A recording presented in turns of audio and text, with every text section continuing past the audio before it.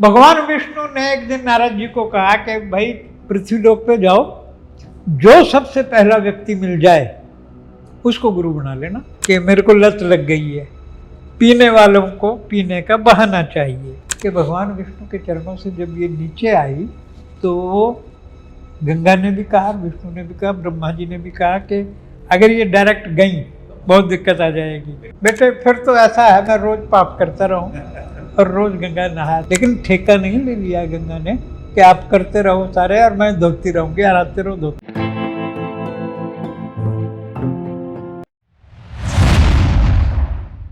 नमस्कार दोस्तों, मैं समस्त प्रभु भक्ति में आपका स्वागत करता हूं।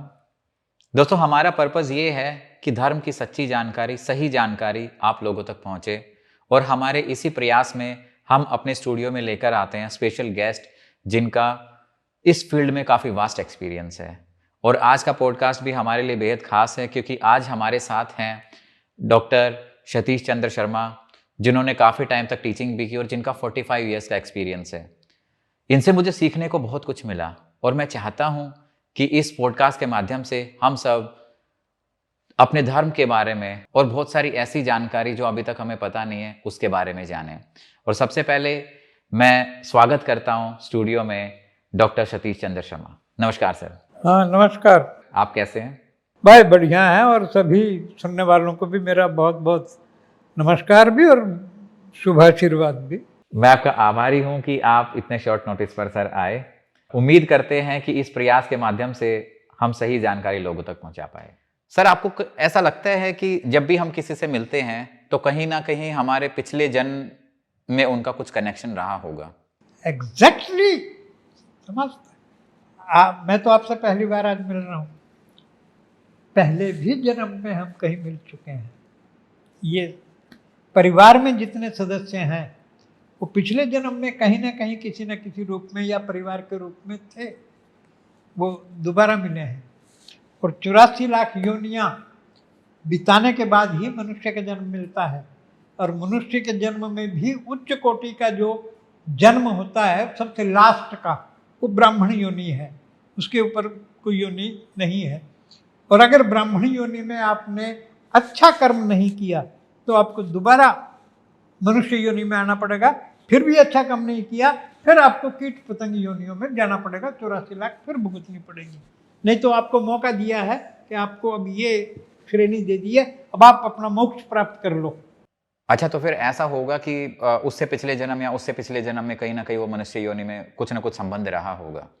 नहीं, ये कोई गारंटी नहीं है। जो अभी हम मनुष्य योनि में हैं, पिछले जन्म भी मनुष्य योनि में ही रहेंगे? क्योंकि कई बार तो ऐसा होगा ना कि हो सकता है कि ये तो 84 लाख योनियां हैं कि कई बार मनुष्य हैं, कई बार हम कीट पतंगे होंगे या कई बार कोई जंगली जानवर होंगे और उसके बाद ये निरंतर चलता रहेगा।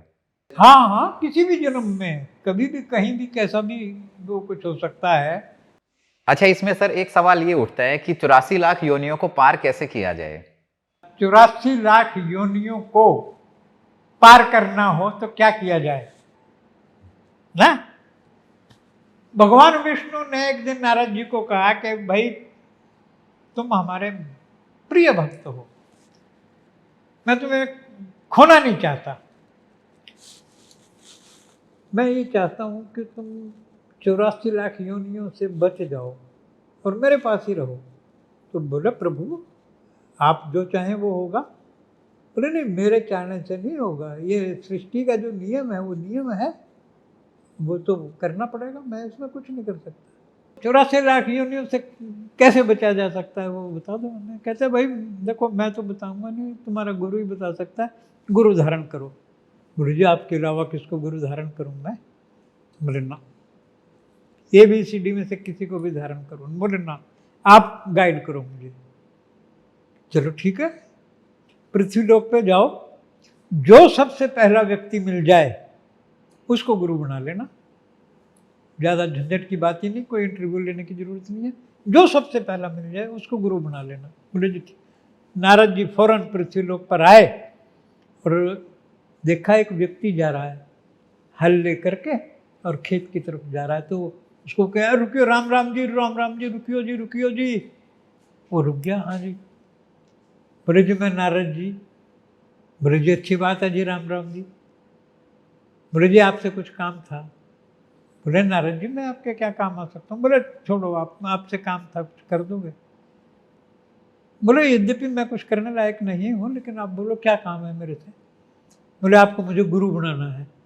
अरे पागल, मैं भी पागल और तू भी पागल, मैं गुरु बन सकता हूँ तेरा? यार नारद जी क्यों मजाक कर रहा है? मतलब इतनी बड़ा होते हुए सब ये हम तो आपका मान सम्मान करते हैं, पूजा करते हैं, और आप मेरे को गुरु बनाने? बोले नहीं यार छोड़ इन बातों को, भगवान विष्णु ने कहा है कि भाई जो पहला व्यक्ति मिले उसको गुरु बनाना है। बोले भाई मैं निरक्षर अनपढ़ गंवार, कोई ज्ञान ध्यान नहीं मुझे, क्या शिक्षा दूंगा मैं तुझे? बोले छोड़ यार, उसको शिक्षा देनी ना देनी क्या, तुम ये कह दो कि मैं गुरु बन गया। बोले अच्छा भाई बन गया मैं तेरा गुरु। बोले जी अब मैं आपसे एक प्रश्न करूंगा, उसका जवाब देना। बोले डाल दिया ना मेरे को संकट में तेने?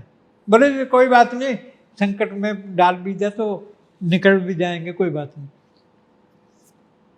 गुरु जी मुझे एक बात बताओ कि 84 लाख योनियों में को पार कैसे किया जा सकता है ताकि उनमें जाना ना पड़े और उनको पार कर जाए? बोले भाई तो बड़ा आसान काम है। बोले जी आसान काम है? हाँ कैसे? बोले तू लिख करके दिखा 84 लाख योनियां बना यहाँ जमीन पे, डंडी ले पकड़। नारद जी ने डंडी पकड़ी, एक घेरा सा खींचा, इतने लाख योनियां मनुष्य की, इतने लाख कीट पतंगों की, इतने लाख जल तत्व की, इतने लाख जंगल की, इतने लाख ये कीड़े और मकोड़े, ये सारे लिख दिए। ये मेज जितना, मतलब ये चार्ट ऐसा बना दिया। तो किसान बोला प्रेस, नारद जी प्रेस, वो हट के प्रेस, यहाँ से छलांग मार करके और वो उधर आ गया। बोले ले कर दी पार। नारद जी इतना दुखी हो रहा, 84 लाख योनियां किस तरह पार करूंगा? देखिए करने दी मैंने। क्या गुरु मान गए? बस मेरा यही प्रश्न था जो आपने सोल्व कर दिया। अब मैं आपको दक्षिणा पानी दे करके विदा लूंगा आपसे। सीधा फटाफट विष्णु लोक में पहुंच गए। विष्णु बोले आ गए भाई? बोले जी हाँ। गुरु बना लिया? बोले हाँ। अर्जुन का वो पता चल गया 84 लाख योनियों को? बोले हाँ। कर लेगा पार? बोले जी हाँ कर लूंगा। भाई मुझे तो नहीं लगता। बोले जी लगो या ना लगो छोड़ो, आपको कोई चाय पानी का प्रबंध हो तो वो बताओ, भूख लग रही है बहुत तेज। अरे वो तो पिला देंगे। अच्छा अच्छा भगवान विष्णु जी आप ऐसा करो, ये टेबल है ना, इस पर लिख के दिखाइए जरा, वो कैसी होती हैं कीट योनियाँ, पतंग योनियाँ, जल योनियाँ, और ये सारा मुझे समझा दो मैं, ताकि मुझे ज्ञान हो जाए, फिर मैं समझ सकूं कि अरे मैंने कैसे पार करनी है। बोले ला पेन ला रहा मेरा उठा करके, पेन पर लाए, वो लिख दिया है, देख नारद इतनी योनियों में यहाँ जाना पड़ेगा, इतनी योनियों में यहाँ, इतनी। क्या जी ठीक है। क्या अच्छा महाराज जी जरा भगवान जी पीछे हटियो जरा, क्योंकि जब तक चाय आ रही है फिर भी टेबल पर रखनी भी पड़ेगी, चाय बन के आ रही है, परे हटियो जरा। छलांग मारी और कूद कर बोले जी कर दिए मैंने 84 लाख पार। बोले पागल बना रहा है। बोले जी पागल कैसे बना रहा हूँ, ये 84 लाख योनियां नहीं थी। अरे ये तो लिखी हुई थी। कह जी बात सुनो, मैं भी कोई कच्चे गुरु का चेला नहीं हूं, किसने बनाई है वो 84 लाख योनियां? बोले मैंने बनाई है। और ये किसने बनाई है? जो कि ये भी मैंने बनाई है। फिर जब आपकी बनाई हुई इन योनियों को मैं पार कर गया तो अब कहाँ कमी रहेगी? विष्णु भगवान बड़े खुश हुए कि यार तू तो बड़ा शातिर निकला, तेने मेरे से बनवा ली और वो पार कर ली। कि तो सच है भाई, तो इसीलिए की तरह कहा था भाई तू गुरु धारण कर ले, तो बच गया ना। बस मैं यही चाहता था बच गया, तो मैं मान गया इसको कि भाई मेरी बनाई हुई है, तूने पार कर ली। अच्छा कई बार ऐसा बोला जाता है, हमने भी सुना है कि अगर आपने बहुत पाप किए हैं, आप गंगा स्नान करते हैं तो आपके पाप धुल जाते हैं, तो आपको लगता है कि सर ऐसा संभव है? समस्त बेटे फिर तो ऐसा है, मैं रोज पाप करता रहूं और रोज गंगा नहाता रहूं, रोज करता हूँ रोज नहाता रहूं। हरिद्वार में मान लो गंगा स्नान का बड़ा महत्व है, तो हरिद्वार में जितने रहने वाले लोग हैं वो तो पापी हैं ही नहीं, निष्पाप हैं सब, क्योंकि वो तो रोज नहाते हैं। और अगर मैं कहूँ कि जी हमसे अच्छी तो मछलियां हैं जो 24 घंटे गंगा में ही रहती हैं, उनके ऊपर तो कोई पाप वाप है नहीं, उनका तो पता नहीं कितना बड़ा उद्धार हो जाना चाहिए। ये नहीं है, ये मतलब अगर हमने ये कह दिया है कि गंगा स्नान करने से आपके पाप धुल जाएंगे, इसका मतलब ये है कि आपको गंगा के प्रति आस्था रखनी चाहिए ताकि आपके अंदर सद्बुद्धि आए और आप गलत काम न करें। लेकिन अगर आपने कर भी दिया है तो गंगा मदद जरूर करती है, सहायता जरूर करती है। यानी आप जिस आपने कोई पूजा पाठ किया तो भगवान आपकी सुनेंगे, तो कुछ ना कुछ रिलीफ देंगे। ऐसी ही गंगा भी आपको कुछ ना कुछ रिलीफ देगी। लेकिन ठेका नहीं ले लिया गंगा ने कि आप करते रहो सारे और मैं धोती रहूँगी, हराते रहो धोते रहो, ऐसा कुछ नहीं है। अच्छी बात है कि क्योंकि मेरे जीवन में तो गंगा का बड़ा महत्व है।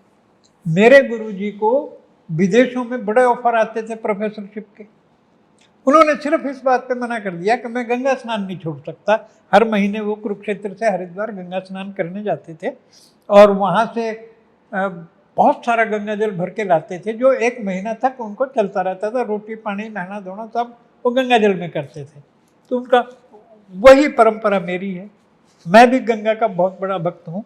मैंने गंगोत्री से भी ऊपर तपोवन है, तपोवन से लेकर के गंगोत्री से पहले गोमुख है, गोमुख भोजवासा गंगोत्री यहाँ से लेकर के और ये आपका देवप्रयाग रुद्रप्रयाग और ये सारे संगम सोन प्रयाग, ये सारा विष्णु प्रयाग कर्ण प्रयाग, ये सारे होते हुए और इधर लक्ष्मण झूला ऋषिकेश हरिद्वार और यहाँ से आकर के आगे पटना वटना ये सब होते हुए ना कलकत्ता में पहुँच करके गंगा सागर तक की यात्रा मैंने की हुई है।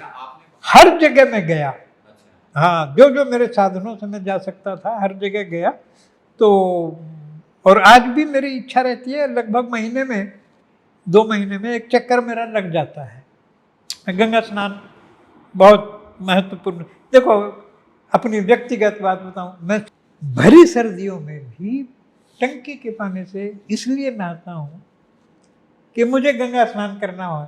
अगर मैं गर्म में नहाऊंगा तो मैं गंगा स्नान नहीं कर पाऊंगा, वो बहुत ठंडा जल होता है ये मान करके। और वैसे भी जो व्यक्ति सामान्य जल से ताजे पानी से स्नान करता है वो व्यक्ति अमूमन बीमार नहीं पड़ता।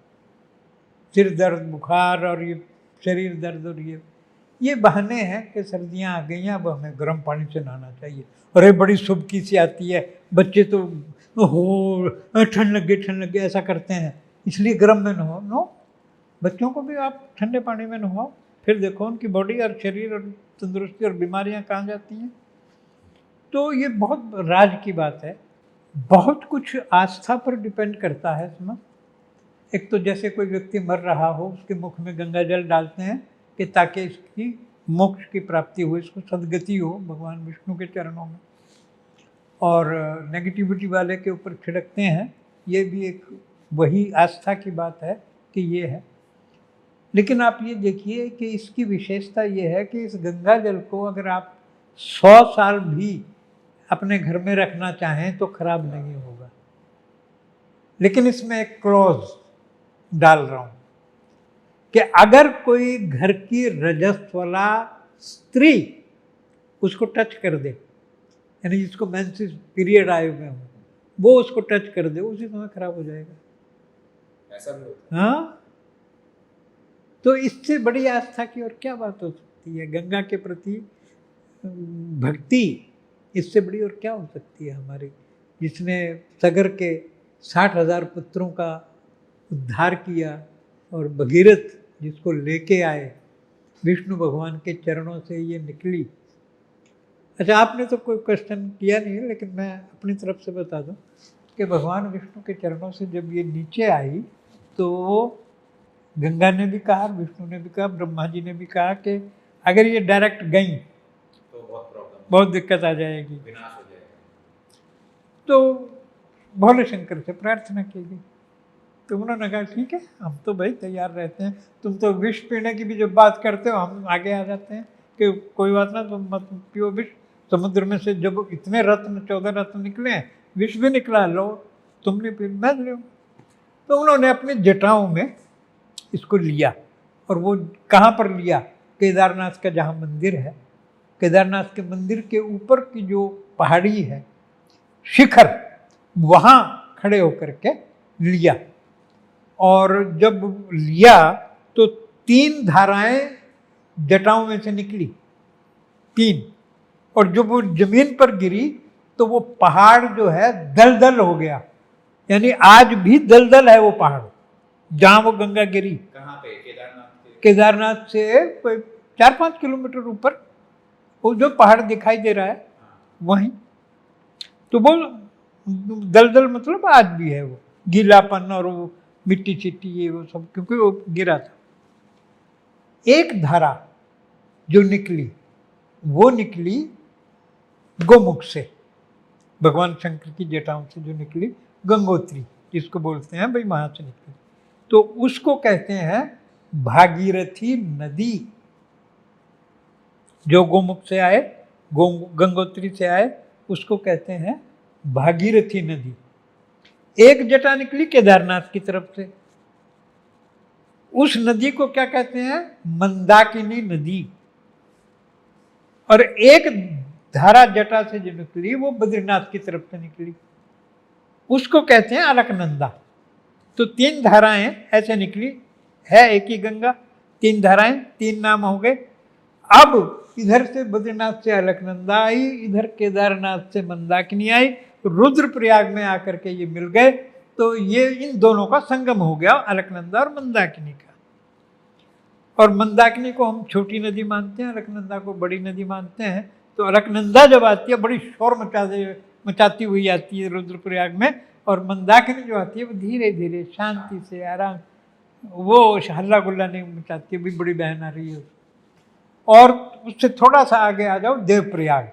देवप्रयाग में उधर से भागीरथी आ रही है और ये दोनों नदियां इधर से आ रही हैं। देवप्रयाग में आकर के ये तीनों मिल जाती हैं, वहां से इसका नाम गंगा शुरू हो जाता है। और लक्ष्मण झूला ऋषिकेश तक आते आते हरिद्वार में विशेष रूप से ये मैदानी गंगा बन जाती है जो पहाड़ों पर से आ रही थी, और ये गंगा सागर तक जाती है। घर में गंगा जल का किस तरीके से उपयोग करना चाहिए? मान लो किसी ने घर में गंगा जल ले रखा है, तो ऐसी कौन सी विधि हैं या ऐसे कौन से तरीके हैं जिससे उसका वो मैक्सिमम फायदा उठा सके? मैं तो कहता हूँ डेली अगर आप नहीं छिड़क सकते तो हफ्ते में एक दिन जरूर गंगा जल को छिड़कना चाहिए। इससे नेगेटिविटी दूर होती है। और जब भी मन करे गंगा जल का सेवन करना चाहिए, पीना चाहिए। आपके पास फालतू है तो 1-8 गिलास नहाने की बाल्टी में डाल लो, वो करना चाहिए। और आप सब्जी रोटी बना रहे हैं, उसमें से चाहे 1 गिलास आधा गिलास ले लो, थोड़ा सा ही ले लो। अपनी आपका रसोई जो है इतनी शुद्ध, पवित्र और मधुर और इतना स्वादिष्ट भोजन बनेगा कि आप देखते रह जाओगे कि इतना स्वाद कहाँ से आ गया। तो गंगा जल की अपनी भारी विशेषता है। मैं तो हरिद्वार में रहा हूँ 2 साल, मतलब गुरुकुल कांगड़ी में मैंने एमए करने के लिए गया था मैं, तो वहाँ रहा हूँ। तो मेरा नहाना धोना, खाना पीना, उठना बैठना, सोना जागना सब गंगा जी में ही होता था। और भाई हम तो बड़े मोटे मोटे पराठे बनाते थे, 2 मित्र रहते थे, और हम क्या करते थे, चाय बना करके एक तरफ रख दी और फिर कढ़ाई में देसी घी डाला और कुछ ड्राई फ्रूट कूटा, और ड्राई फ्रूट कूट करके उस घी में भुना और चाय को उसमें डाल दिया। क्यों एकदम से बढ़िया दूध वाली वो चाय वो थर्मस में डाली, मोटे मोटे पराठे, मतलब घी लगा लगा करके 100-150 ग्राम घी लग जाता था एक पराठे। ये कितने समय पहले की बात है?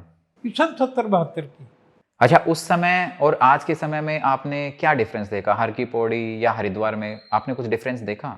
नहीं, देखो वो हर की पौड़ी वही है, हरिद्वार वही है, कनखल वही है। सब डेवलपमेंट जरूर थोड़ा सा हुआ है कि भाई होटल बहुत बन गए, धर्मशालाएं बहुत बन गई, और ये सब कुछ बहुत, सड़कें बहुत बन गई, हाईवे बन गया, ये बन गया। लेकिन वो जो ओरिजिनलिटी थी वो एज इट इज है। बेशक मान लो हर की पौड़ी को अपने और थोड़ा सा मॉडिफाई कर दिया, और लेकिन वो चीज़ वही की वही है। सर, जिस तरीके से हमने अपने धर्म ग्रंथों के बारे में बात की, अब अपने हिंदू धर्म के अंदर इतने सारे ग्रंथ हैं, आपको सबसे अच्छा कौन सा लगा जिससे जीवन में बहुत ज्यादा बदलाव आया? समस्त जी सारे ही ग्रंथ अनुपम बहुमूल्य हैं। हम ये नहीं कह सकते कि वो हल्का लगा या ये हल्का लगा या ये हल्का लगा, लेकिन आसान, जो सबको समझ में आने वाला है और जो भगवान ने अपने मुख से बोला है। श्रीमद् भगवद गीता ये एक लाजवाब चीज है। मतलब प्रत्येक मनुष्य को चलते चलते किसी न किसी मोड़ पर फिसल जाने का डर रहता है। गीता उसको उठाती है और उसको कहती है, ना उठ आगे चल, उठ आगे चल, उठ। तो गीता जो है श्रीमद्, वैसे तो आपको बताऊं 25 गीताएं हैं हमारे धर्मशास्त्रों में और 25 की 25 प्रकाशित हैं। और गीता प्रेस गोरखपुर में तो, गोरखपुर वालों ने तो इस 25 गीताओं को एक ही जिल्द में बांध रखा है। तो व्यक्ति कोई सोचता हो कि गीता का मतलब कुरुक्षेत्र में भगवान कृष्ण के द्वारा बोली गई गीता का मतलब वही है, तो गीताएं तो 25 हैं। यह है श्रीमद् भगवद गीता जो भगवान कृष्ण ने कुरुक्षेत्र में बोली जब उसने अस्त्र शस्त्र छोड़ दिए थे। तो ऐसा उपदेश दिया उसको कि उसको करंट आया और वो लड़ने के लिए तैयार हो गया। तो मैं थोड़ा सा संक्षेप में ही इसके बारे में बता दूं आपको। ये शुरू होती है ना गीता, तो क्या श्लोक है? धर्म क्षेत्रे कुरुक्षेत्रे समवेताः युयुत्सवः मामकाः पांडवाश्चैव किम कुर्वत संजय। धृतराष्ट्र ने संजय से पूछा कि यार ये मेरे और पांडवों के सारे इकट्ठे हुए हैं, देखियो क्या हो रहा है। तो ये श्लोक है। अब इसमें से 2 शब्द पहले ले लो, धर्म क्षेत्रे कुरुक्षेत्रे। क्षेत्र क्षेत्र शब्द 2 बार आ गया, इस क्षेत्र शब्द को हटा दो, क्या बचा? धर्म कुरु। गीता ये कहती है भैया धर्म करो। अगर ये धर्म नहीं करोगे तुम, फिर तो ऐसे कटोगे और मरोगे। लास्ट कहां होता है इसका गीता का? यत्र योगेश्वरो कृष्णो यत्र पार्थो धनुर्धरः तत्र श्रीर विजयो भूतिर ध्रुवा नीतिर्मतिर्मम। जहां पर भगवान कृष्ण होंगे और जहां पर अर्जुन होगा वहां पर निश्चित रूप से विजय होगी, ये है। लेकिन हमें इससे क्या अर्थ मिला? अरे वो तो थे, उन्होंने विजय प्राप्त कर ली, हमें क्या अर्थ मिला? गीता ने ये कहा है कि जहां पर भगवान कृष्ण रूपी बुद्धि होगी और जहां अर्जुन रूपी कर्म होगा, वो व्यक्ति कभी जीवन में मार नहीं खा पाएगा। बुद्धि का होना और कर्म का, दोनों का तालमेल होना जरूरी है। अकेला कृष्ण भी कुछ नहीं कर सकता, अकेला अर्जुन भी कुछ नहीं कर सकता। तो लास्ट जो गीता ने दिया वो ये दिया। बीच में क्या दिया? कर्मण्येवाधिकारस्ते मा फलेषु कदाचन। भाई कर्म करो, फलों की इच्छा मत करो। चलो ये भी छोड़ो। आधे से वाक्य में अगर मैं कहूं भाई क्या कहा गीता ने, सार तत्व क्या है? उन्होंने क्या कहा है? भगवान कृष्ण ने कहा है माम अनुस्मर युद्ध च, मेरे को याद करता रहो और लड़ते रहो। क्या अर्थ हुआ इसका? कि दुनिया में, जीवन में जो भी कुछ करना है करो, यत् कुरुष्व तत्कुरुष्व मदर्पणम। जो भी कुछ करते हो मेरे को अर्पित करते चलते जाओ और चलते जाओ। करो अर्पण चलो, करो अर्पण चलो, मतलब रुकना नहीं है। आलस्य वगैरह का कोई मसला नहीं है, कोई चांस नहीं है कि आप आलस्य करो, बैठ जाओ, पड़े रहो घरों में, निकलो ही ना। नो, करो।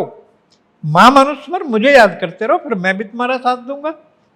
तो ये मेन उनका सेंट्रल आइडिया है।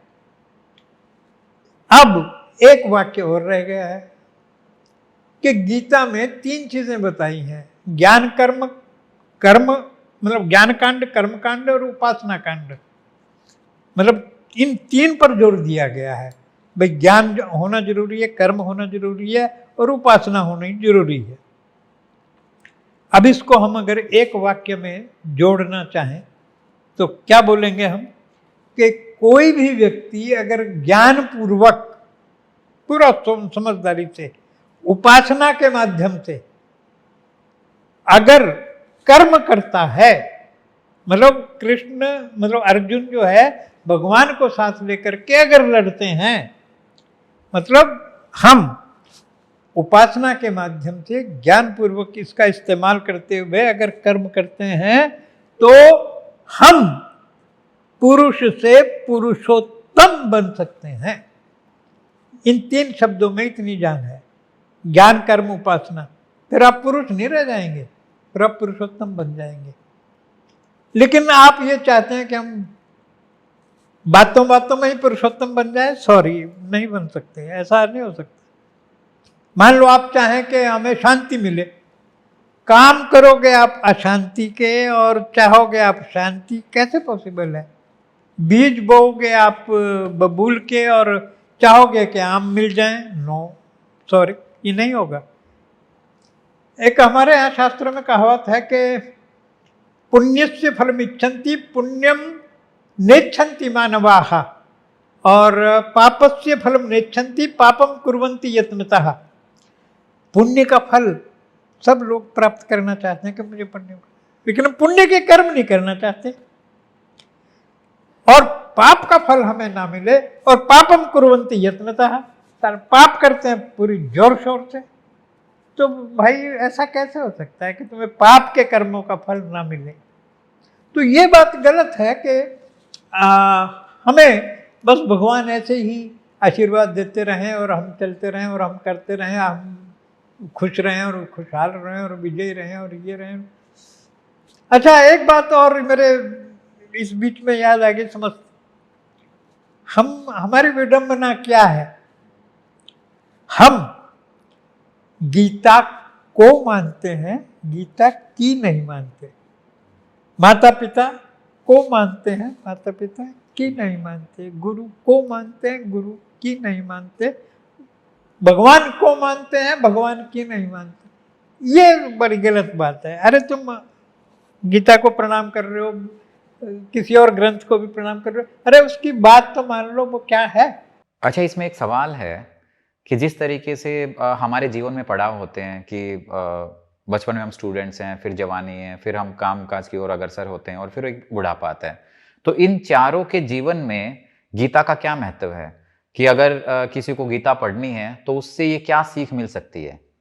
बच्चे को अगर गीता पढ़ाओगे तो बच्चों वाली बातें उसमें हैं, युवक को पढ़ाओगे युवक वाली बातें उसमें हैं, मध्यम आयु के व्यक्ति को पढ़ाओगे तो उसके मतलब की बातें उसमें हैं, वृद्ध को पढ़ाओगे तो वृद्ध के मतलब की बातें उसमें हैं। उसमें विश्व के प्रत्येक मनुष्य के लिए उसके अपने मतलब की बात है। आप एक बार पढ़ोगे कुछ और समझ आएगा, 2 बार पढ़ोगे कुछ और समझ आएगा, 10 बार पढ़ोगे 10 बातें समझ में आएंगी। और आपने अब बहुत परेशान है, टेंशन में, इरिटेशन, फ्रस्ट्रेशन, डिप्रेशन सब में है, गीता खोल लो, कोई सा भी पन्ना पलट लो और उसको पढ़ लो। मैं कहता हूँ 2-4 श्लोक पढ़ने के बाद ही आपको शांति मिल जाएगी और अब लगेगा यार ठीक है, बढ़िया। हर व्यक्ति के लिए हर मतलब की चीज़ निकालने वाला होना चाहिए। अब इसके ऊपर कितने भाष्य हुए हैं, मान लो विश्व की लगभग समस्त भाषाओं में इसके अनुवाद हुए हैं, तो इसका मतलब विश्व का हर व्यक्ति उस अनुवाद को पढ़ करके अपने मतलब की बात निकाल सकता है उसमें से। गीता में सत्य, रज और तमस गुण के बारे में भी बताया गया है, तो मैं चाहता हूं कि उसके बारे में अभी आप थोड़ा सा हमें बताएं। भाई प्रकृति के अंदर ये तीनों गुण हैं, वही हमारे अंदर है। हमारा शरीर 5 महाभूतों से बना हुआ है, पृथ्वी, अप, तेज, वायु और आकाश। पृथ्वी, जल, तेज, वायु और आकाश। और ये पूरा ब्रह्मांड भी पृथ्वी, अप, तेज, वायु, आकाश से बना हुआ है। यत ब्रह्मांडे तत्पिंडे, जो कुछ ब्रह्मांड में है वो सारा कुछ इस शरीर के अंदर है। तो प्रकृति में सत्वरजतम में जब विस्फोट होता है तब ये प्रकृति प्रकट होती है। ऐसे ही हमारे शरीर में सतोगुण, रजोगुण, तमोगुण। कुछ व्यक्ति ऐसे होते हैं जो तामसिक, जिन्होंने बीड़ी सिगरेट भी पीना है, जिन्होंने शराब भी पीनी है, जिन्होंने वेश्यागमन भी करना है, जिन्होंने हत्याएं भी करनी है, वो है तमोगुणी। और जो केवल ऐश्वर्य या भोग विलास या ऐशो आराम, लग्जरियस लाइफ, गाड़ी, ये वो चाहते हैं, वो रजोगुणी है। और जो सीधा साधा सात्विक संतुलित भोजन चाहते हैं, संतुलित सफेद और बढ़िया वाले वस्त्र पहनते हैं, शुद्ध आचरण करते हैं, शुद्ध विचार रखते हैं, दूसरों का भला करने की जो इच्छा करते हैं, जिनमें क्षमा भावना है, जिनके अंदर फॉरगिव एंड फॉरगेट ये भावना है, वो सात्विक व्यक्ति होते हैं। और सात्विक व्यक्ति ही भगवान को ज़्यादा प्रिय होते हैं, दूसरे प्रिय नहीं होते। हमें सात्विक व्यक्ति होना चाहिए, बनना चाहिए। उनके रिजल्ट कुछ और हैं, रजोगुणी और तमोगुणी के रिजल्ट बहुत बुरे हैं। सर, जिस तरीके से आपने तमो गुण की बात की, तो एक मेरा है ना बहुत इंटरेस्टिंग सवाल है कि जैसे बहुत सारे लोग हैं जो ड्रिंक्स वगैरह करते हैं, जिनको लत लग जाती है। अब उनको लग रहा है कि मेरी जो लत है ये तो छूटेगी नहीं, लेकिन अब उनको लग रहा है कि नहीं यार, मेरे को है ना थोड़े से पुण्य कर्म भी करने चाहिए। और ऐसे में वो सोचते हैं कि कुछ मैं ऐसी चीजें करूं जिससे जो मैं ये पाप कर रहा हूं, जो मुझे लत लग गई है, इससे थोड़ा सा मुझे छुटकारा मिल सके। तो क्या ऐसा संभव है? नहीं, अगर वो पुण्य करना चाहते हैं तो इसका मतलब सात्विक बुद्धि उनके अंदर आ रही है। और समस्त ये तो एक बहाना है कि मेरे को लत लग गई है, पीने वालों को पीने का बहाना चाहिए, तो वो तो पी रहे हैं। उनको अब आकर के तुम्हें अगर समझ में आया कि अरे सॉरी, ये तो नहीं पीना चाहिए था, पाप है, या ये कर्म नहीं करना चाहिए था, तो उनके लिए मौका है। मतलब हमारे शास्त्र, हमारा सनातन धर्म इतना विशाल है कि सबके लिए दरवाजे खुले हैं, आ जाओ, पुण्य करना है करो। उनको ये नहीं है कि अलाउ नहीं करेंगे, आप करो। आप जप के रूप में करना चाहते हैं, तप के रूप में करना चाहते हैं, दान के रूप में करना चाहते हैं, व्रत के रूप में करना चाहते हैं, पूजा पाठ के रूप में करना चाहते हैं, अनुष्ठान के रूप में करना चाहते हैं, जो करना चाहते हैं करो। गाइडलाइंस लो, बड़ों से, पंडितों से, विद्वानों से गाइडलाइंस लो और करो, तो वो बैलेंस आ जाएगा। मतलब जितने तुमने पाप किए हुए हैं उनका पुण्य, जब तुम्हारा इतना ढेर पुण्यों का हो जाएगा, पाप का इतना है, तो कम से कम यहाँ तक तो आ गए, और फिर और कर लिए तो तुम यहाँ तक भी आ जाओगे, फिर नील बटा नील हो जाएगा, शून्य हो जाएगा सारा। तो वो अगर बुद्धि, सद्बुद्धि भगवान दे देता है तो करना चाहिए उसको। सर, एक मन में सवाल आता है, और कई बार हम क्वेश्चंस पूछते हैं जो हमारे पॉडकास्ट में जो गेस्ट आते हैं, कि धार्मिकता और आध्यात्मिकता में क्या डिफरेंस होता है। कई बार मन में हमारे कंफ्यूजन रहता है ना कि भाई मैं धार्मिक हूं या मैं आध्यात्मिक हूं, तो दोनों के बीच का सही डिफरेंस क्या है? भाई पहले आप ये समझ लो कि धर्म किसको कहते हैं, क्योंकि आध्यात्मिक होना शब्द छोटा है लेकिन अर्थ बहुत बड़ा है। ध्रियते धार्यते धार्यमाणम वा धर्म, जिसको आप धारण करते हैं, जो आपको धारण करता है वो आपका धर्म है। और ये धर्म ऐसा नहीं है कि आपने धूप बत्ती दिखा दी, मंदिर में जाकर के घंटी बजा दी और प्रसाद चढ़ा दिया, आपने अपने धर्म का पालन कर लिया। धर्म एव हतो हन्ति धर्मो रक्षति रक्षितः। अगर आप धर्म की रक्षा करेंगे तो धर्म आपकी रक्षा करेगा, और आप धर्म की रक्षा नहीं करेंगे, धर्म को नुकसान पहुंचाएंगे, तो धर्म आपको नुकसान पहुंचाएगा। मनुष्य में और जीव जंतुओं में, अन्य प्राणियों में क्या अंतर है? आहार निद्रा भय मैथुनम च समानमेतत् पशुभिन्न नराणाम। आहार करना, खाना, निद्रा, नींद, आहार, निद्रा और मैथुनम च, और मैथुन वगैरह करना, समानमेतत् पशुभिन्न नराणाम, ये मनुष्यों का और जानवरों का एक समान है। लेकिन धर्मो ही तेषु अधिको विशेषो धर्मेण हीनाः पशुभिः समानाः। केवल धर्म है एक जो पशुओं में और मनुष्यों में अंतर करता है कि ये मनुष्य है और ये पशु है। पशु को तो जो योनि मिल गई उसी में उसको जीना है, उसी में उठना है, उसी में बैठना है, जहाँ बांध दिया बंधे रहना है, जहाँ ले गए चलाना, जहाँ जोत दिया उसको जोतना है, जो उसको फलमूत्र करना है वो करना, उसको इसके अलावा कुछ नहीं पता।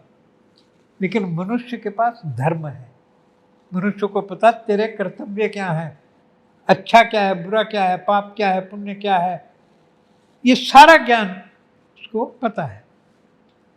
अगर कोई व्यक्ति कहे कि मैं धार्मिक हूं, इतना आसान नहीं है कहना। उसके अंदर कम से कम समस्त 10 गुण हों तो वो धार्मिक कहला सकता है। जैसे नंबर 1 धैर्य, अगर उसके अंदर धैर्य है तो वो धार्मिक है। क्षमा, अगर वो क्षमा करना जानता है वो धार्मिक है। दम, मतलब अपनी इच्छाओं का दमन करना, अगर वो जानता है तो वो धार्मिक है। अस्तेय, चोरी नहीं करना, बिल्कुल दिमाग में कोई विचार ही नहीं है चोरी वोरी का, ना चोरी करता है ना जारी करता है, ये उसके अंदर है तो वो धार्मिक। शौच, पवित्र रहना, पवित्र विचार रखना, क्योंकि आचारहीनम न पुनंति वेदाः, आचारहीन को तो वेद भी पवित्र नहीं कर सकते, आचारहीन होना उसका बहुत जरूरी है। इंद्रिय निग्रह, इंद्रियों पर कंट्रोल करना जिसको आता है वो धार्मिक है। मतलब मैं कुछ भी नहीं करता, मैं मंदिर हो जाता हूँ, सवेरे शिव जी को नहा आता हूँ, मैं धार्मिक हो गया। फिर तो उन ऋषि मुनियों में और हम में क्या अंतर है? ऋषि मुनि जो इतना तप करते थे और ये सब, अर्थात उनके अंदर वो 10 के 10 लक्षण हैं और वो परम तपस्वी हैं, इसलिए वो ऋषि में महर्षि कहलाए। हमारे अंदर एक भी लक्षण नहीं है सिवाय इसके कि शिव जी पर जल का लोटा पड़ेला है। इसके अलावा हमारे पास तो ये इतने मात्र से धार्मिक होना, मतलब ये कोई आसान काम नहीं है किसी को धार्मिक कह देना। और आध्यात्मिक तो फिर समझ बहुत बड़ा, उससे ऊपर लेवल, बहुत बड़े लेवल के ऊपर बात, मतलब फिर वो उसको छोटी मोटी पूजा से उससे कोई लेना देना नहीं रहता, क्योंकि आध्यात्मिक व्यक्ति वही बनता है जो इन चीजों से ऊपर उठ चुका है। मैं आपको एक छोटी सी बात बता दूं, इस संसार को हम चलाते हैं दिमाग से। दिमाग नहीं है तो आप संसार में नहीं रह सकते, समाज में नहीं रह सकते। कैसे चलना है, बड़ा दिमाग का इस्तेमाल करना होगा। परिवार को हम चलाते हैं मन से। अगर आप मन से नहीं चलाएंगे, दिमाग से चलाएंगे, जैसे आप ऑफिस में बॉस हैं और घर में भी आकर के अपना बॉसपना दिखाएंगे, नहीं चलेगा। मन से चलाना पड़ता है परिवार को, बॉसियत अपनी वहीं छोड़ के आनी होती है। और ये जो अध्यात्म है ये चलता है आत्मा से। बुद्धि से चला संसार, मन से चला परिवार, और अध्यात्म चला किससे? आत्मा से। अध्यात्म शब्द का अर्थ क्या है? अधि आत्म या आत्मनि अधि, मतलब जो आत्मा में रहता है या जो आत्मा से चलता है वो अध्यात्म है।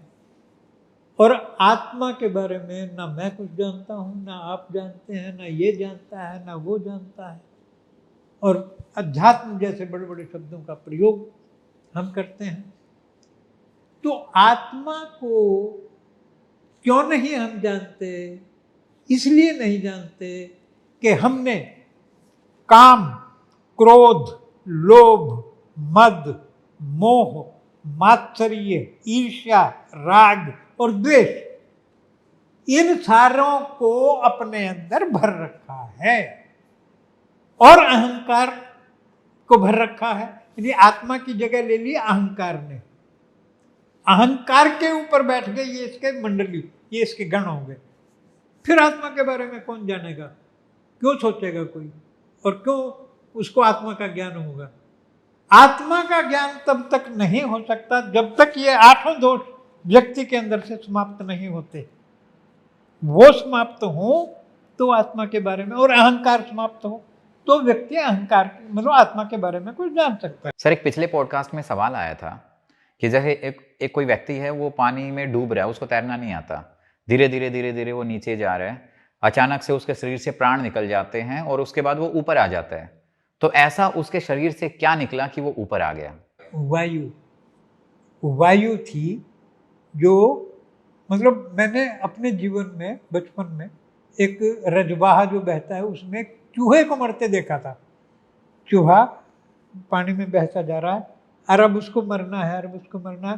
ट्रांसपेरेंट पानी था, तो जब वो मरा ना तो ऐसे से करके वो वायु निकलती हुई मुझे दिखाई दी थी। तो जब उसके अंदर से वायु निकल ही गई, अब तो डेड बॉडी में वजन रहा ही नहीं। जब वजन नहीं रहा तो वो पानी में तैर जाएगी। वायु का ही वजन मुख्य रूप से था उसके अंदर। तो ये तो कोई ऐसी बात नहीं। सर, जिस तरीके से देखा जाता है कि बाकी जो धर्म हैं उनके अंदर कुछ ग्रंथ होते हैं, उनके ग्रंथों और अपने ग्रंथों को अगर हम कंपेयर करते हैं तो उसके बारे में आपका क्या मानना है? 4 प्रकार के वेद हो गए और 108 उपनिषद हैं, 6 दर्शन शास्त्र हैं और 6 ही उनके वेदों के अंग हैं। और 18 पुराण। 18 पुराण हो गए। मतलब व्याकरण, कल्प, शिक्षा, निरुक्त, छंद, ये इस ढंग से 6 हमारे उनके अंग हैं। पुराणों में सारे हमारे देवी देवताओं के विषय में वर्णन है, उनके इतिहास वर्णित हैं। कब किससे शादी हुई, किसकी क्या हुई, वो कहाँ रहते हैं, कहाँ क्या करते हैं, उनकी पूजा वूजा कैसे करनी चाहिए, कौन से मंत्र हैं, कब कब क्या क्या हुआ सृष्टि के प्रारंभ में, कैसे सृष्टि की उत्पत्ति हुई, ये सारा कुछ वर्णन जो हमारे उपनिषद हैं उनमें योग और आत्मा का ज्ञान ये मुख्य रूप से है। मतलब उपनिषदों ने पूरा जोर, पूरी ताकत आत्मा के ऊपर लगाई हुई है।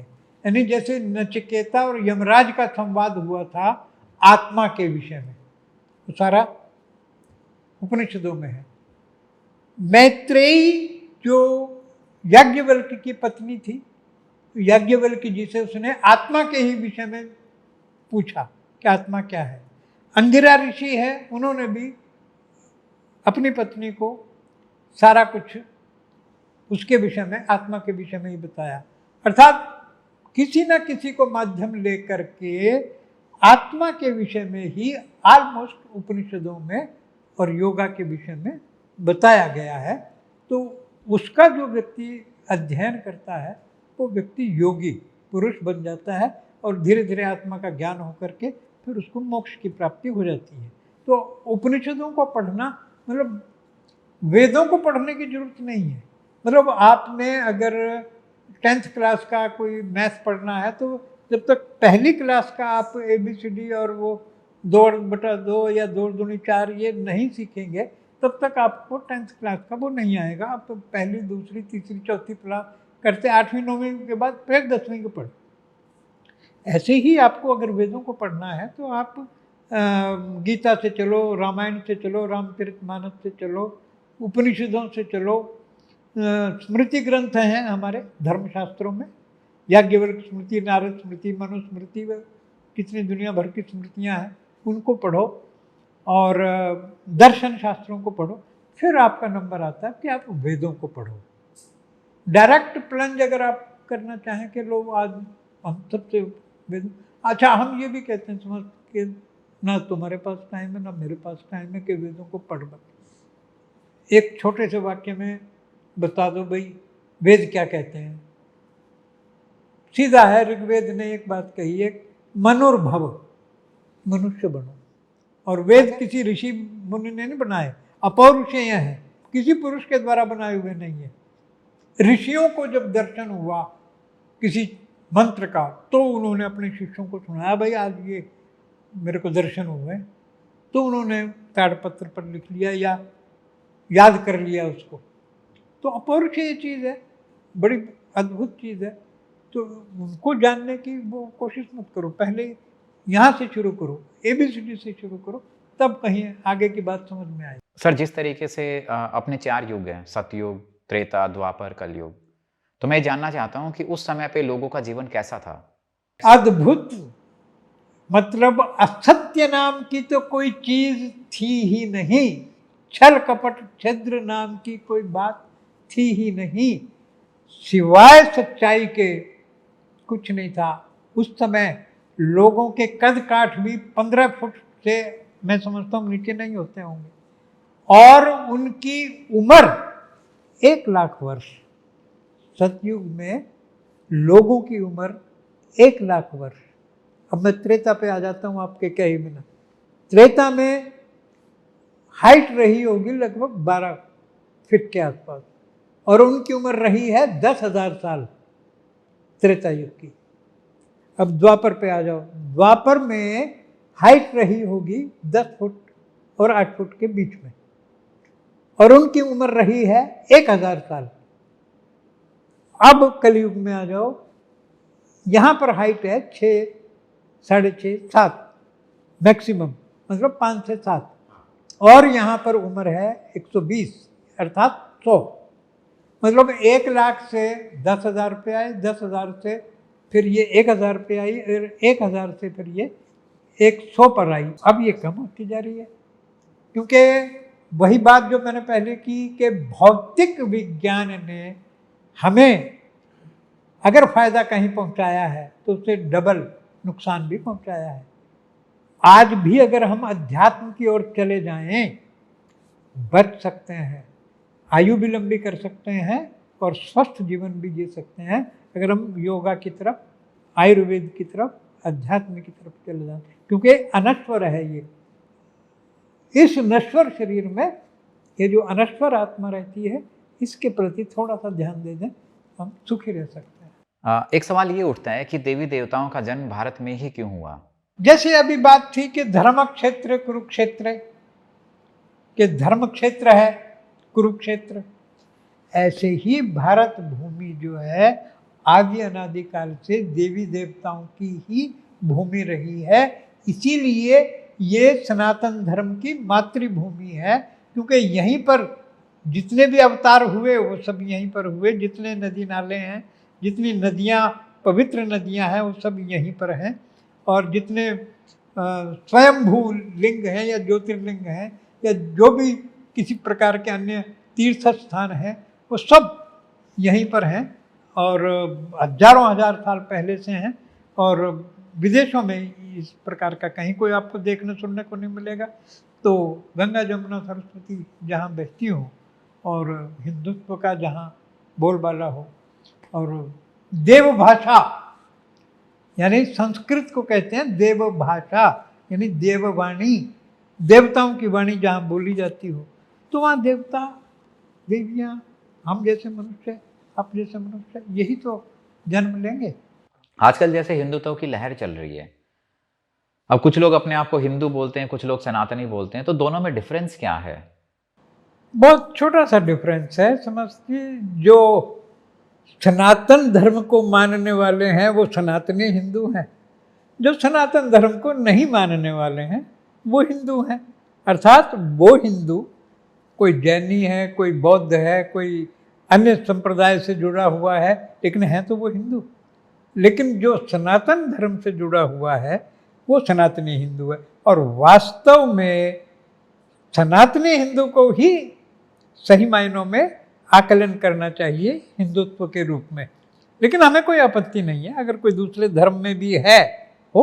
जैन और बौद्ध बेशक कहते रहें, लेकिन है तो वो भी हिंदू ही। अपना धर्म वो अपनाए, धर्म अपनाने में हमें कोई आपत्ति नहीं है। कोई जैन धर्म अपनाए, कोई बौद्ध धर्म अपनाए, पारसी धर्म अपनाए, कोई और धर्म अपनाए, उसमें हमें कोई आपत्ति नहीं है। हमारे लिए वो हिंदू है। लेकिन सनातन धर्म को जो अपनाता है वो हमारा सनातनी हिंदू है, और वो सर्वोपरि है, और उसको हम बहुत मान्यता प्रदान करते हैं, बहुत सम्मान प्रदान करते हैं। तो हमारे सनातन धर्म का इतिहास क्या है? समझ, बड़ा अच्छा क्वेश्चन है, क्योंकि अमूमन लोगों को पता नहीं है, तो पता मुझे भी नहीं है, लेकिन मैं प्रयास करता हूँ। मैं यहाँ से शुरू करता हूँ, आप उसको देखिए कि भारत भूमि हिंदू धर्म की मातृभूमि है। अब इस वाक्य को मैं दोबारा रिपीट कर रहा हूँ क्योंकि अर्थ निकालने में दिक्कत ना आए। भारत भूमि हिंदू धर्म की मातृभूमि है। कब से है, क्यों है, कैसे है, इस विषय में निश्चित तौर पर तो कुछ नहीं कहा जा सकता, लेकिन ये कहा जा सकता है कि आदि अनादि काल से है। अर्थात भारतवर्ष ही सनातन धर्म की जन्मभूमि है और आदि अनादिकाल से है, क्योंकि देवी देवता भी आपस में एक दूसरे की पूजा करते रहे हैं और हम भी तभी से, हमारे ऋषि मुनियों से परंपरा जब से चली है, ये पूजा होती रही है।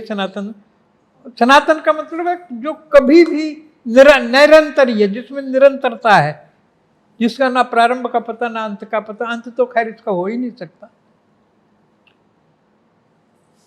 भारतवर्ष की इस मातृभूमि पर, हिंदू धर्म की जो ये मातृभूमि है, इस पर बड़े बड़े ऋषि मुनि हुए, बड़े बड़े फकीर हुए, बड़े महापुरुष हुए, बड़े बड़े अवतार महाअवतार ये सब हुए। ये जहां जहां गए और ठहरे वो हमारे तीर्थ बन गए, और जो जो इन्होंने बोला और वो लिपिबद्ध हो गया वो हमारे शास्त्र बन गए। और शास्त्रों में सबसे प्राचीन अगर कोई ग्रंथ है वो है ऋग्वेद। आपको आश्चर्य होगा, विश्व के अंदर कोई ग्रंथ नहीं था जब भारतवर्ष में ऋग्वेद था। विश्व के अंदर कोई भाषा नहीं थी जब भारतवर्ष में संस्कृत भाषा थी। इसका मतलब जितनी भी पुस्तकें बाद में आई, ऋग्वेद के बाद आई, जो भी भाषाएं आई वो संस्कृत के बाद आई। अर्थात संस्कृत जो है समस्त विश्व की भाषाओं की जननी है, और संस्कृत बहुत उपयुक्त भाषा है। ये कह सकते हैं कि संस्कृत दो प्रकार की है, एक वैदिक एक लौकिक। वेदों की जो संस्कृत है उसकी व्याकरण अलग है, और लौकिक जो संस्कृत है उसकी व्याकरण अलग है। तो ये तो हुई बात ये। अब आगे जानना क्या है, वो ये है कि ये सनातन धर्म एक महान वट वृक्ष की तरह से है। जब ये इसका बीजारोपण हुआ था तब ये बड़ा होता चला गया। जब बड़ा होता चला गया तो जब कोई वृक्ष बड़ा होता है तो उसकी शाखाएं निकलती हैं। उस वृक्ष की जैसे शाखाएं निकलती हैं ऐसे ही इस धर्म की शाखाएं निकलनी शुरू हुई। कोई शैव बन गया, कोई शाक्त बन गया, कोई वैष्णव बन गया, अर्थात कोई विष्णु की ज्यादा पूजा करने लगा, कोई शैव शंकर की ज्यादा पूजा करने लगा, कोई शाक्त कोई शक्ति की देवी की ज्यादा पूजा करने लगा। इनमें भी फिर भेद प्रभेद बढ़ते चले गए। घोरी या घोरी भेद से हो गया, दक्षिणपंथी और वामपंथी मार्ग से हो गया, और ये रामानुज संप्रदाय है, ये वल्लभाचार्य संप्रदाय है, निम्बार्क संप्रदाय है, ये गौड़िया मठ संप्रदाय है, ये अलग अलग इस ढंग से होते चले गए। और इन्हीं में से आप ये लगाइए कि लगभग आज से 2600 वर्ष के आसपास जैन धर्म इसी में से निकला। 2500 550 वर्ष पहले बौद्ध धर्म इसी में से निकला। उसके बाद मान लीजिए सिख धर्म है, 550 साल पहले, 554 साल पहले गुरु नानक देव जी के माध्यम से सिख धर्म यहीं से प्रचलित हुआ। 150 साल हो गए महर्षि दयानंद जी के द्वारा आर्य समाज इसी धर्म में से निकला कि जी हम मूर्ति पूजा नहीं करेंगे। ठीक है भाई, मत करो। और इसके बाद जो छोटे छोटे ये और चल रहे हैं, ये राधा स्वामी सत्संग व्यास है जी, ये निरंकारी है जी, और ये अन्य प्रकार के धर्म है जी, ये सतयुगी हैं, ये वो हैं, तो ये सब निकलते चले गए। तो हमें इसमें कोई आपत्ति नहीं है, क्योंकि वृक्ष की शाखाएं तो फैलनी होती हैं। परिवार में अगर एक परिवार है तो मतांतर ये सब होते रहते हैं। सनातन धर्म की जो विशेषता है वो आपको जाननी है। क्या है कि ये सत्य पर आधारित धर्म है, एक। दूसरा, इसका कोई संस्थापक आचार्य नहीं है। जैनियों का संस्थापक आचार्य, बौद्धों का है, सिखों का है, अन्य धर्मों के भी संस्थापक आचार्य हैं। कोई सनातन धर्म का कोई संस्थापक आचार्य है? नो। आदि अनादिकाल से ये पता ही, सृष्टि के प्रारंभ से भी पता नहीं कब से पहले से चला आ रहा है। और जो सत्य पर आधारित होता है उसका कभी विनाश नहीं होता। हमारे सनातन धर्म को किसने नष्ट करने की कोशिश नहीं की। शकों हुनों से लेकर के और मोहम्मडन्स और अंग्रेजों तक के राज्य के उसमें तक आ जाइए आप, बहुत कोशिश की इन्होंने, लेकिन ये तो सत्य पर आधारित है। और आज भी मतलब इस पर कुठाराघात खूब हो रहा है, होता रहो, हमें परवाह नहीं है। जो सत्य पर आधारित है वो चीज़ हमेशा रहेगी, हमें कोई चिंता करने की जरूरत नहीं। जो इसका विरोध करते हैं वो अज्ञानी हैं, उनको ये पता नहीं ये क्या चीज़ है। लेकिन हमें हिंदुत्व पर गर्व है, हिंदू होने पर गर्व है, सनातनी होने पर गर्व है। और हिंदुस्तान में हम लोग रहते हैं, इससे ज़्यादा और हमें क्या गर्व है। हिंदुस्तान में हमने जन्म लिया है। तो समस्त जी, आपको साथ साथ ये भी बता दूं लगे हाथ एक बात कि अन्य धर्मों में 2 ग्रंथ, 3 ग्रंथ, 5 ग्रंथ, 6 ग्रंथ, 7 ग्रंथ, बस लगभग इतने हैं जो सही मायनों में है। लेकिन हमारे सनातन धर्म के अंदर सैकड़ों, हजारों, पता नहीं कितने ग्रंथ हैं। और उन ग्रंथों में रत्नों का भंडार है। चुनने वाला चाहिए, देखने वाला चाहिए। दुनिया ने हमारे ग्रंथों से पूरा लाभ उठा लिया, रिसर्च कर करके उसमें से औषधियाँ निकाल ली, उसमें से विज्ञान निकाल लिया, उसमें से संगीत निकाल लिया, पता नहीं क्या क्या निकाल लिया। लेकिन हमारा फिर भी इतना समृद्ध है, जबकि हमारे ग्रंथों को अन्य शासकों ने जलाया, नष्ट किया। तक्षशिला, नालंदा, लाहौर की यूनिवर्सिटी, ये वो सब बड़ी मुश्किल से हम कुछ ग्रंथों को बचा पाए थे। और या जो हमारे कंठस्थ थे ऋषि मुनियों को, वो हमारे मतलब कुछ बच पाए थे। अन्यथा इन्होंने या ये उठा करके ले गए। हमारी जितनी पांडुलिपियां थी तो बाहर।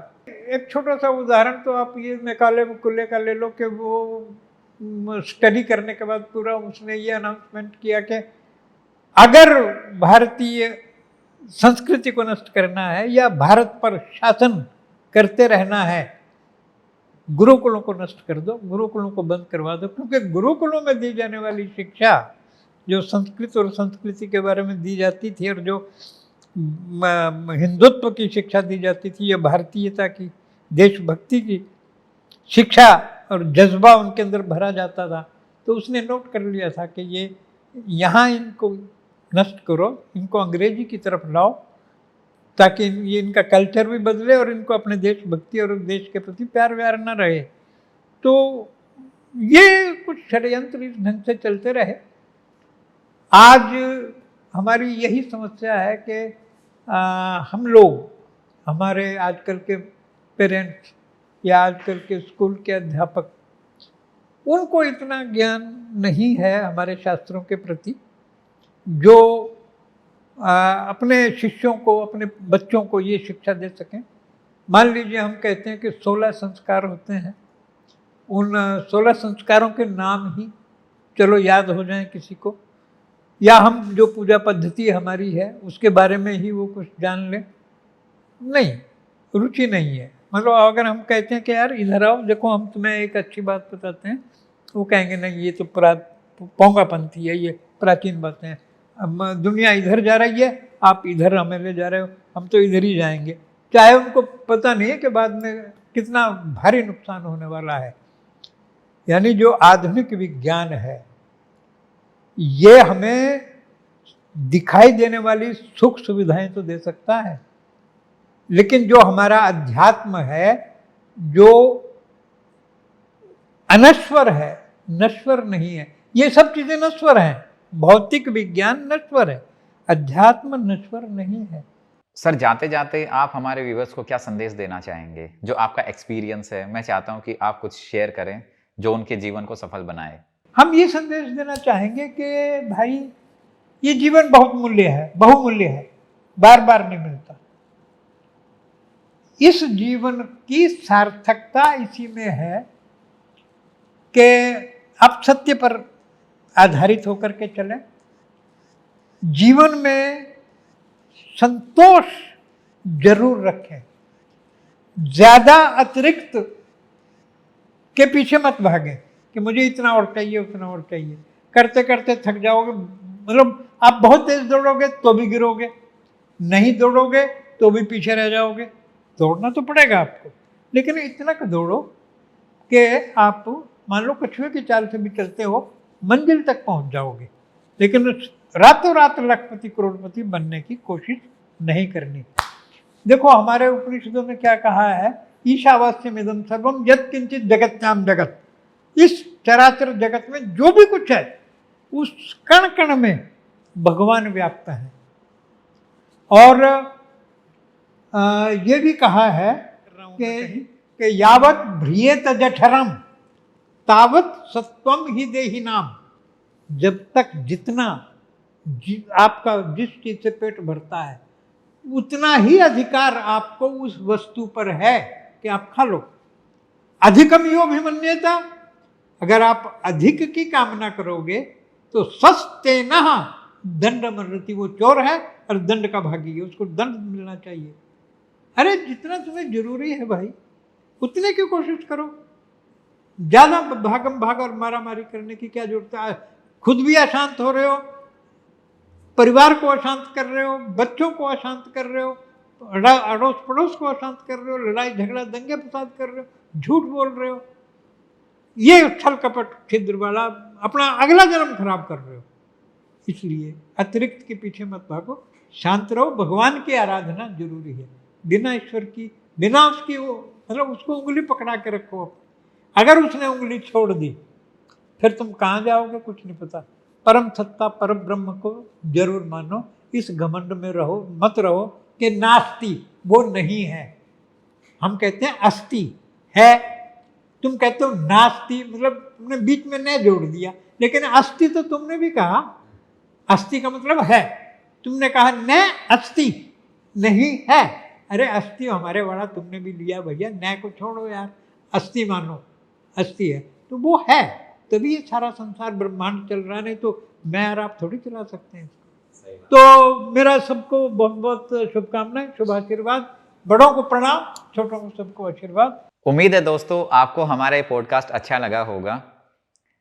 मुझे इस पॉडकास्ट में अगर पर्सनली मैं बात करूं तो मुझे बहुत मजा आया और बहुत कुछ सीखने को मिला। दोस्तों अगर आप यहाँ तक पहुंचे हैं, आपको ये जानकारी अच्छी लगी, तो इस पॉडकास्ट को अपने दोस्तों, अपनी फैमिली के साथ जरूर शेयर करें। तब तक के लिए बने रहिए प्रभु भक्ति पॉडकास्ट। धन्यवाद।